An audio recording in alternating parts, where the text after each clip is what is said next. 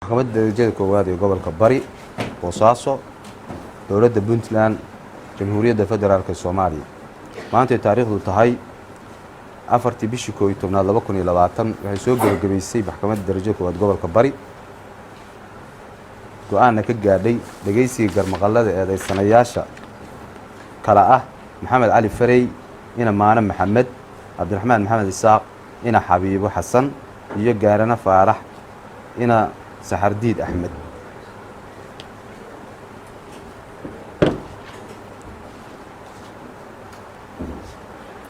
maxkamaddu waxay go'aanka hore ka gaaraysaa Gaarana Faarax ina Saxardiid istaag maxkamaddu markay aragtay eedda xeer ilaalinta sababta iyo siyaabaha faldambiyeedka u dhacay Gaarane ay dhibanada ka tahay Nimco Cabdi Maxamed ina Aamina Cabdilaahi oo 14 jir ahayd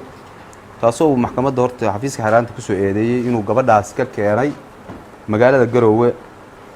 keenayna magaalada Boosaaso isagoo ka bixiyay transportkii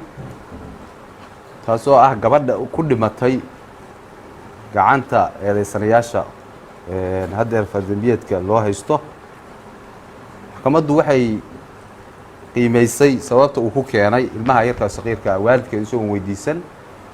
masaafo ka fog 450 kilomitir isla markaana uusan la wareegin oo gacanta ku dhigin magaaladan ay dhinac ka gashay sababsatayna dhimasho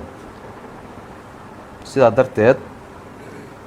maxkamaddu waxay ku heshiistay faldambiyeedkaas waxaana lagaga ciqaabay 1 sano xariga iyo $500 oo ganaax Maxamed Cali Farey ina Maana Maxamed iyo Cabdiraxmaan Maxamed Isaaq ina Xabiibo Xasan lagu soo eedeeyay 434 ugu weyn yahay iyo xeerka kufsiga xeerka lambar 4 xeerka lambar 4 qodobkiisa 7 iyo 29aad ee xeerka kufsiga Puntland maxkamaddu markay aragtay eedda xeer ilaalinta fadhiyadii hore ee maxkamadda horteeda ka inkireen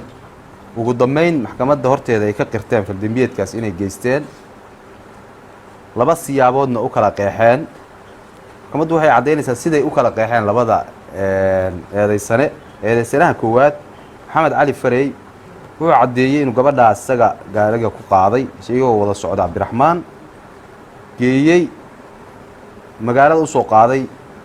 isagoo u wada xaafadda adeerkeed kadibna damac galay oo telefoonka adeerkeed ku damiyay gabadhina si khiyaana u kaxeeyay oo u sheegay in guri eedadii ay leedahay hooyadii ay leedahay uu seexinayo kadibna uu la tagay buuraha halkaasna uu damac kaga galay kufsi damacaasna isu bedelay inuusan kufsigaas la sheegin uu gabadha ku dilo Cabdiraxmaan Maxamed Isaaq oo sheegay in inta uu la socday isla markaana kufsiga markuu sameynayay uu yiri anigu lama sameyn dilka uu sheegay inuu dhinac ka qabtay marada gabadha lagu dilayay kadibna ay wada aaseen ay wada keeneen meeshii gabadha madaxa gaariga lagaga mariyay halkaana ay ku qariyeen labadooda maxkamaddu markay qiimeysay sababta iyo siyaabaha iyo waraysigoodii badnaa ay maxkamaddu ka qaaday waxa maxkamadda u soo baxday oo cadaatay koow in faldambiyeedkaas dhimashada ah uu dhacay cidda geysatana ay yihiin labada eedeysane ee ah Maxamed Cali Farey iyo Cabdiraxmaan Maxamed Isaaq da'yari darteed Cabdiraxmaan Maxamed Isaaq maxkamaddu markay si qoto dheer u qiimeysay da'diisana ay fiirsay iyadoo waafajinaysa shariicada islaamka waxay ka heshay